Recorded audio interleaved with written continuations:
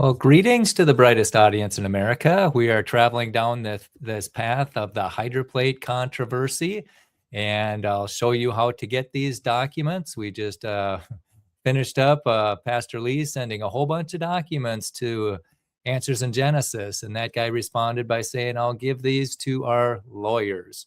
So we'll see what happens next in the saga. And if you want to follow along, or if you want to know where to get these documents, we will show you real quickly. Just go into hydroplate.org, hydroplate.org, and then you go into this hydroplate resources down to hydroplate controversy. And then up at the top, you go into the timeline, which is a really neat tool. And then you get these timelines, and we started out way at the beginning, back in the 1988, 60. We looked at the first letters that Walt wrote in the 1990s, and then it went to arbitration. And then Pastor Lee eventually gets into the scene here. And let's see, what are we looking at? Oh, Lee's response, we went plagiarism at the AI Museum. That's what we did last time. So we're now in 2008, and this is going to be, that was in July of 2000. Let's see here. When was that? Plagiarism. This was July of 2009. And now we're going to go to, Lee's response to Holroyd of March of 2008. Well, that's out of order. All right. Okay, maybe they just got a typo in there. We did the Jeremy, we did the plagiarism at the AIG thing, and now we're doing something in March. Well, check this out. Let's see if the date's right. Okay, and we are going to do this March 19th, 2008. So this is a little bit out of order, and I like to read the original documents. That's what I like. I like the letterheads on top. Okay, so this is where we go. This will be actually before the hydroplate thing. Okay, March 19th, 2008. This is from Edward.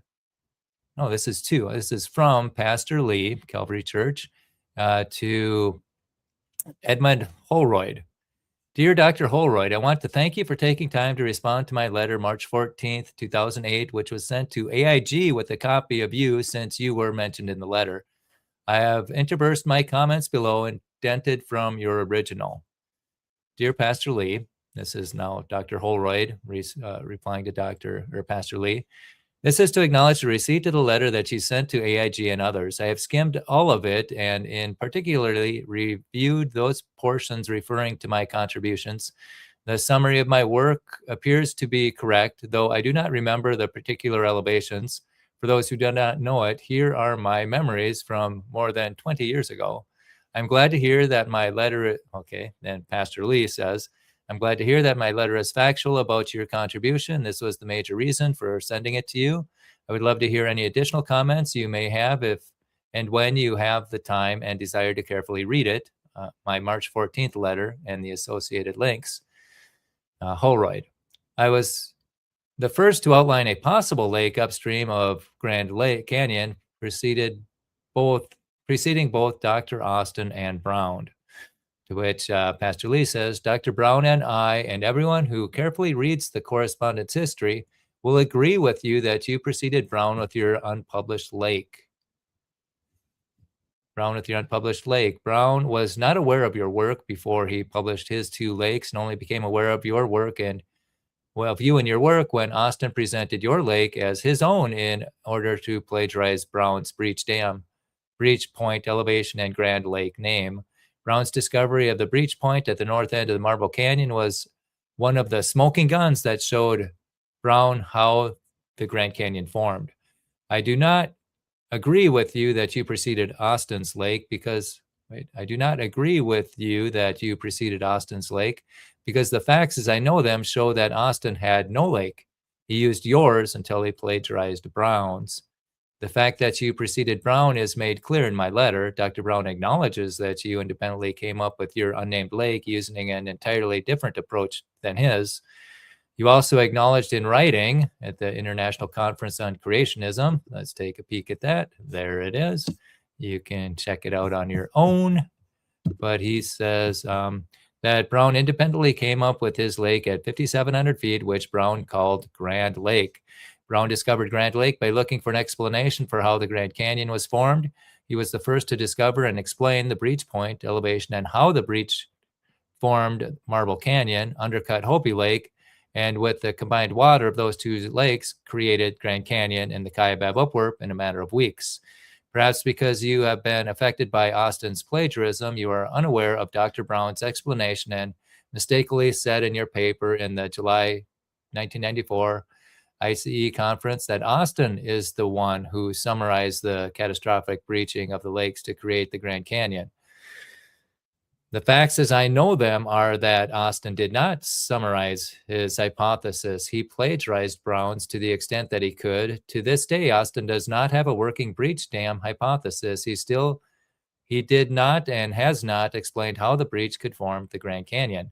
However, Brown has published a 36-page explanation of how Grand Canyon breached, or Grand Lake breached to form the Grand Canyon. Brown's writings also address your concerns about a lack of shoreline etched at the 5,700-foot level. Possibly, if you were to carefully read Dr. Brown's work about this technical issue, you would no longer question the existence of the lake that you once thought might have existed. Austin's plagiarism caused all eyes to be on him, and because Austin fails to give a workable explanation to all those who have laid their eyes on him, I became motivated to write to AIG. My letter to AIG is not about making a name for Dr. Brown. It is not about who found a lake first. My letter and the efforts behind it are about truth, integrity, and getting the best and most complete explanation out of the Christian community. It is about what could be the most important young earth apologetic there is. A sound and defensible explanation for the recent catastrophic formation of the Grand Canyon is a nuclear bomb in the wicked heart of the evolution lie. If my analysis of the facts surrounding Austin and ICR's unethical actions are correct, and if Dr. Brown's theory is sound, then Austin's, ICR's, and AIG's actions are hindering millions of Christians from having a nuclear weapon available to them when they take on their college professors. This is inexcusable. Okay, in the mid-'80s as a federal scientist, this is Holroyd. In the mid-'80s, as a federal scientist, I used our computers to colorize elevation data for use as a map underlay for plotting positions of our research aircraft that were doing cloud studies in Arizona. The digital elevation data, DEM, was produced by the former Defense Mapping Agency at a resolution of 30 degrees of latitude and longitude. I noticed that the painted desert region resembled a basin, with the canyon of the Little Colorado River providing a drain. Then I looked upstream along the Colorado River and noticed similar possibilities. I wondered how high the simulated lakes might be if the Grand Canyon did not exist. I found that water would then flow around the north end of the Kaibab uplift near the Utah-Arizona border. That elevation is presently about 5,600 feet, according to the DEM. Pastor Lee. If I understand what you're saying, you are talking about the saddle spill point that is north and west of Marble Canyon, a westernmost portion of Grand Lake. Please correct me if I'm wrong. Holroyd. The attached without JPEG. Not found. Okay. The attached shows a photograph of a mosaic of the region with color-coded topography. I changed my color scale for terrain upstream from the Grand Canyon, showing blue shades for lower elevation. The attachment with lakes JPEG shows a photograph of the resulting mosaic. I determined that the area and volume of such a series of lake basins approximately totals that of Lake Superior. Oh, interesting. Oh, okay, there it is. Wow, that's pretty cool. So there's Hopi Lake. There's Grand Lake with the islands in it. Wow, and there's a lake way up here too. Interesting. Very interesting. And Grand Canyon's down here. Okay, there we go. Okay, enough water out of Lake Superior. Your mosaic shows, okay, and then Pastor Lee says your MAIC shows just one lake, which is the one lake that Austin used to plagiarize Brown's work when he inserted your one lake into his 1989 guidebook. Let's see that. Interesting. Okay, we go back. Also, he accidentally inserted a 1988 copyright page into that same guidebook and used that false copyright page to try to hide his plagiarism. When I follow the blue of your slide, I can see that you show one lake that is primarily dammed by the current Kaibab upwarp, which did not exist at the time of breaching, according to Brown's theory. So I believe your slide should be labeled with lake as with lake for accuracy. That's seemingly small but extremely significant point. Brown's two lakes, not your one lake, solves a problem that has plagued all prior theories on the origin of Grand Canyon. As Dr. Brown published in his 1989 fifth edition, Austin was able to plagiarize a little more of Dr. Brown's information. The name Grand Lake and the two lakes separated, Hopi and Grand, and the breach point at the north end of Marble Canyon, and insert more details into his 1990 guidebook, along with your one lake map and Brown's two lake map with Grand Lake labeled. Let me see that with lakes JPEG. I don't know. Okay. So it's dammed up at Grand Lake. I don't know. All right. Anyway, we shall move on. This is Holroyd. For secular audience, I thought of describing such possible lakes during glacial or post-glacial times and comparable to Lake Bonneville. When I asked permission to possibly publish these figures, I was threatened with the loss of my federal job. I therefore destroyed the original paper mosaic, which I had already photographed. Eventually, I had my slide film developed. The attachment, both slide JPEG, shows frames 02 and frame 05. Frames 03 and 4 have the same content. Notice the Kodak date stamp on January 1987, confirming that my work was done in 1986. It was the first international conference on creationism in 1986 that I met Dr. Steve Austin. I eventually shared my insights with him, including prints for my slides. I explained to him that I was denied permission to publish the figures in that form. I prepared lesser diagrams on my personal computer for his use. Anything related to federal work would have been public domain anyway, so I was not looking for credit. Pastor Lee responds, your work is fascinating. Eric Donovan is an animator friend of mine who more than a year ago did the DEM work on Dr. Brown's 8th edition computer-generated picture of Grand Lake and Hopi Lake. Donovan used the satellite-generated elevation information to do the same thing you did in 1986. A few months ago, I asked Donovan to work on making a color-coded elevation map of the entire area around Grand Canyon so I could use it in our Grand Canyon documentary. Looks like you did the same thing years ago. And then Holroyd says, when I was contacted about your claims of Dr. Brown about Dr. Austin stealing his ideas, I explained this brief history, pointing out that Dr. Austin got his inspiration about the lakes from me. Pastor Lee says, you mean lake, unless I am misreading your map and Austin's 1989 guidebook picture. Austin wasn't inspired by a lake that was dammed east of the Kaibab Plateau or upwarp, as evidenced by the fact he ignored your lake prior to 1989.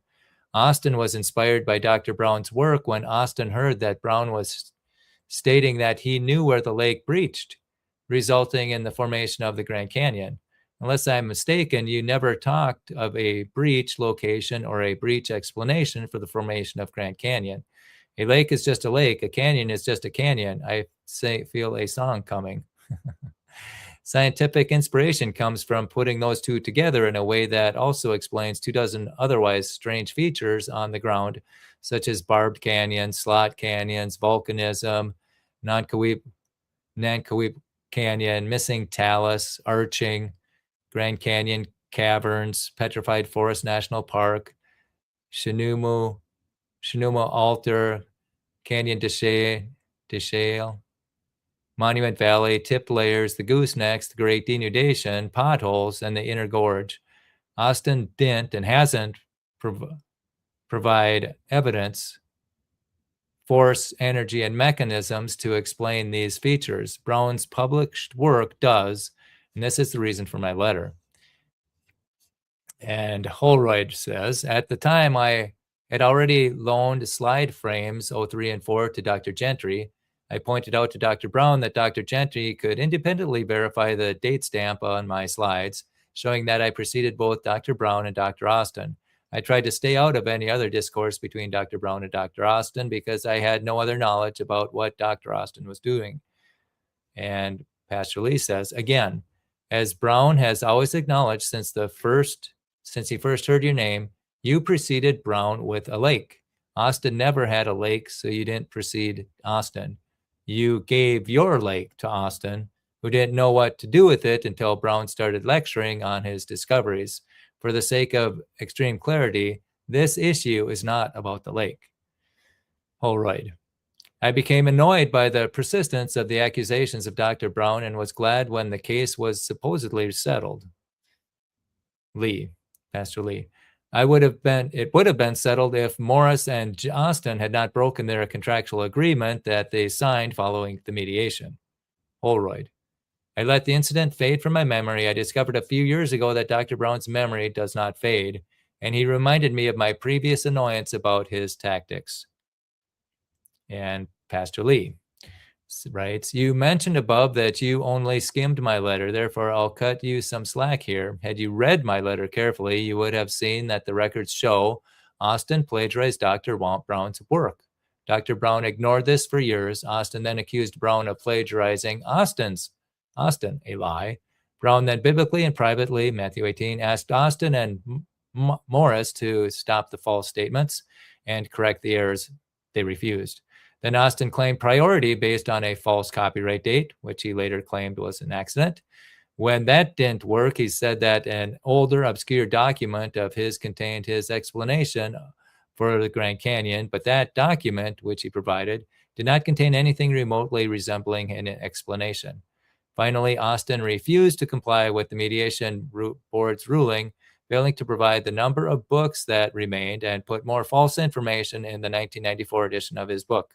When Morris falsely claimed in a letter to Brown that he and Austin had compiled with every detail of mediation, then Morris falsely claimed in a letter to Brown that he and Austin had complied with every detail of mediation, etc. Austin's actions have resulted in hindering people from knowing where to go to get the best explanation for how the Grand Canyon was formed. Does Austin want everyone to believe he is the great discoverer of how the Grand Canyon formed and has the answers when the facts state otherwise? Now, when you consider the weight of what I had just said, what tactics annoy you the most? Dr. Holroyd, Austin's sinful acts, if I'm understanding the history correctly, are Brown's tactics of confronting in accordance with Matthew 18. Austin and IC are about their sinful actions and their consequences. If you still think Brown is the annoying one, then I would ask you why you are annoyed with one who is obeying God and why you are defending the one sinning against God. Why would you call good evil and evil good? And Holroyd continues, I continue to be disgusted about the entire issue of accusations. Dr. Brown appears to be strongly seeking the praise of men in the form of priority and credits, which are all about earthly fame. I am reminded of some scripture passage about similar or related topics. Pastor Lee, aren't you trying to judge motives, Dr. Holroyd? That is dangerous. Here I find it very difficult to cut you any slack, even though you only skimmed my letter. The record shows that Austin, not Brown, has spared no expense of sin to garnish the praise of men. The result of his desire for praise has been to lie about Dr. Brown and his work and rob people of a deeper understanding of how a breach dam carved the Grand Canyon. If I understand the record correctly, your disgust is grossly misdirected. Skimming may be a big part of your understanding. What I laid out in my letter last week requires careful study. Holroyd writes, Matthew 6, 1-2, be careful not to do your actions of righteousness before men to be seen by them. If you do, you will have no reward from your Father in heaven. So when you give to the needy, do not announce it with trumpets as the hypocrites do in the synagogue and on the streets to be honored by men. I tell you the truth, they have received their reward. In Matthew 6, 19-21. Do not store up for yourselves treasures in heaven where moth and rust destroy and where thieves break in and steal, but store up for yourselves treasures in heaven where moth and rust do not destroy and where thieves do not break in and steal. For where your treasure is, there your heart will be also. John 12:43. For they love praise from men more than praise from God. And Pastor Lee responds, I suggest you send these to Austin. Holroyd goes on, though it was proper to seek mediation a long time ago, to bring up this issue again and propose making it public seems to violate 1 Corinthians 6, 1-8, which ends, but instead one brother go to law against another, and this in front of unbelievers. The very fact that you have lawsuits among you means you have been completely defeated already. Why not rather be wronged? Why not rather be cheated? Instead, you yourselves cheat and do wrong, and you do this to your brothers. And Pastor Lee says, your use of this scripture shows me how shallow your reading of my letter was. Nothing in my letter deals with going to law against Austin. Brown never even hinted to Austin or Morris that he was going to violate this scripture. To me, it is quite possible that Austin/Morris knew that Brown would never take them to civil court, and therefore they knew they could violate the Christian Mediation Board ruling with impunity. If this was their thinking, I hope they are now coming to grips with the errors of their ways. Holroyd. This entire issue of priority over the naming of lakes that do not exist in the present is foolishness. And Pastor Lee responds, it's not about the naming of lakes, Dr. Holroyd. Please read my letter of March 14 carefully. Holroyd, they may not have existed in the past either. I have photographed some from Air Navajo Mountain and the Henry Mountains. They show no ancient shoreline etched in those produced by Lake Bonneville. This is possible strong evidence against such lake upstream from the Grand Canyon. Pastor Lee responds, I suggest you also carefully read Dr. Brown's 36-page chapter where he addresses this issue. The hydraulic mechanism that lifted the Colorado Plateau is the key, but the hydraulic mechanism presupposes the hydroplate theory, which explains what happened before, during, and after the flood, and where the flood water came from and where it went. It corresponds to the Bible in every detail. The HPT also explains the rapid formation of 25 features of Earth, including the Rocky Mountains and the world's other mountains, being buckled up in hours, and the slow uplift of the Colorado Plateau and other plateaus, all which are next to major mountain ranges, then eroding of Grand Canyon in weeks. This is another reason for my letter.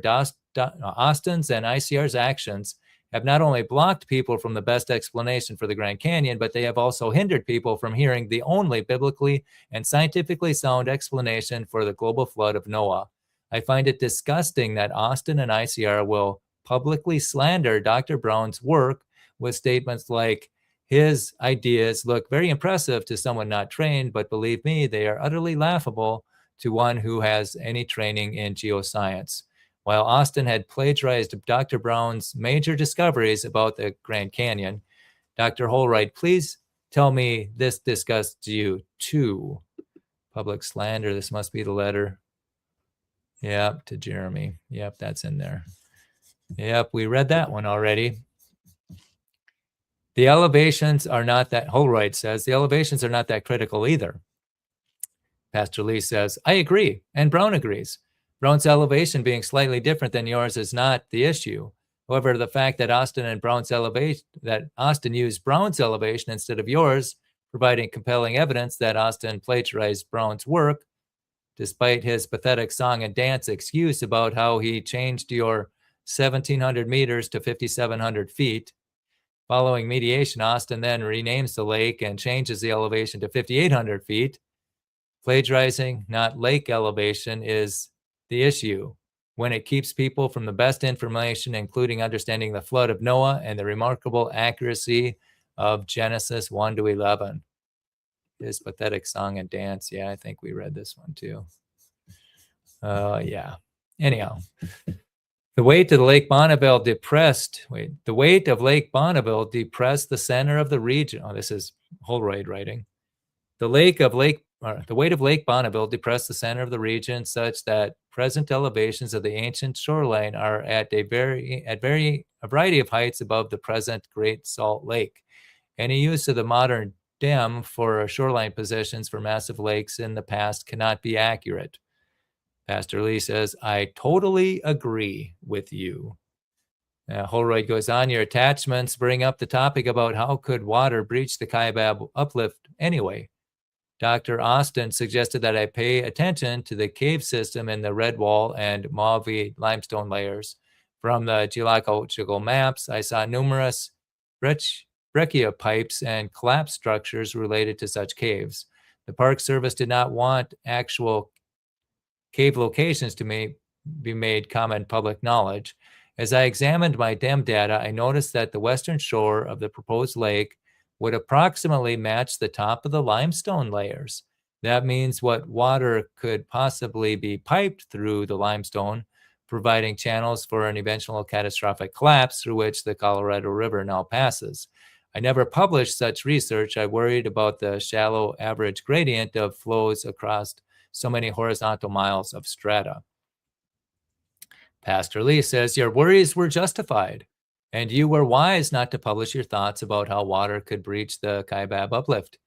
Had you done so, Christians would have read your book and marched into their college classrooms with this untenable idea. Then their professors would have made them and you look like fools. Then the student might stumble in their faith and it would be your fault. So you should be glad that Austin and AIG's museum displays made this error and not you. Holroyd says, I would like to see strong resistance to this seeking of earthly glory. I would like to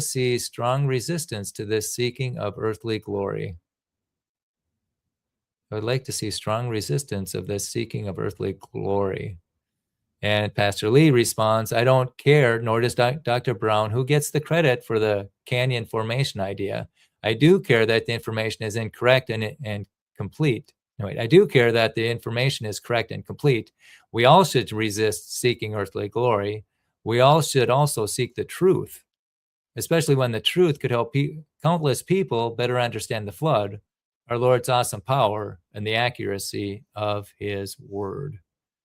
Copies to Mike Matthews, editor, Answers Magazine.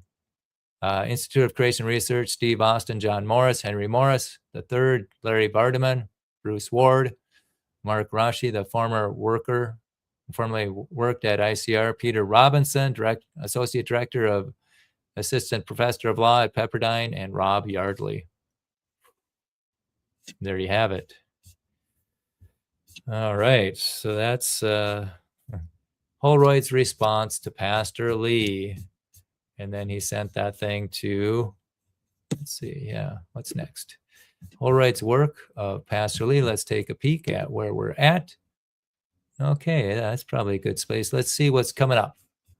What's coming next in this Holroyd's work of 19, oh, that's not it. Where did we go? We go and go and go. That's, oh, that timeline. That's a little temperamental. Hydroplate, go down to the controversy. Let's see, hit the timeline. Let's see what's coming next. Maybe I have to do it this way. That's their mediation, arbitration that turns to mediation.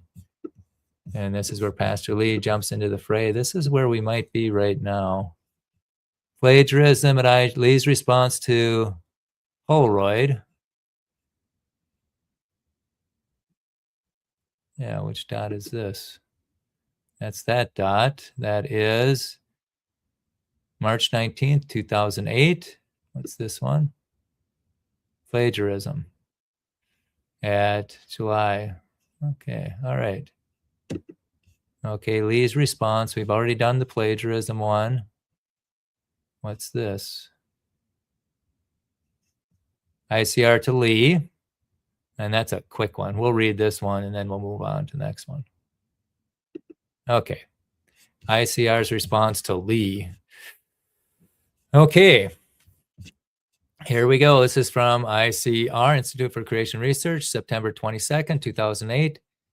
Pastor Kevin Lee, Port Orchard, Washington, regarding the July Acts and Facts article by Dr. Austin. Dear Sir, your certified mail demand letter addressed to Dr. John Morris regarding our 2008 Acts and Facts article by Dr. Steve Austin was forwarded to me, to my attention, and I serve as executive editor for all ICR publications. I was disappointed by your threatening tone against Dr. Morris and ICR regarding our publication of this well-documented article, especially considering your full-time role as an ordained church pastor in Washington State. Nevertheless, the Acts and Facts does not plan to issue a retraction of the article, its contents, or its author. ICR editorial staff and management have no further comment regarding this issue. Okay, yeah, and he answers that. Okay, that's a good place. We're going to pick up at Brown's 8th edition endnotes. This will be fascinating.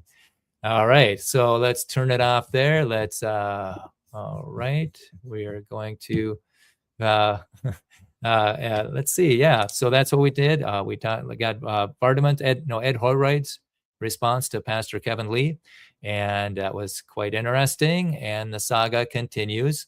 And we're only doing this because there is a theory that's making accurate predictions and it's not being discussed. And this is one of the reasons why I think it's not being discussed. Nobody wants to talk about this, and it needs to be talked about so it can be discussed and science can advance. So with that, we're going to shut this down in the end screen, and we shall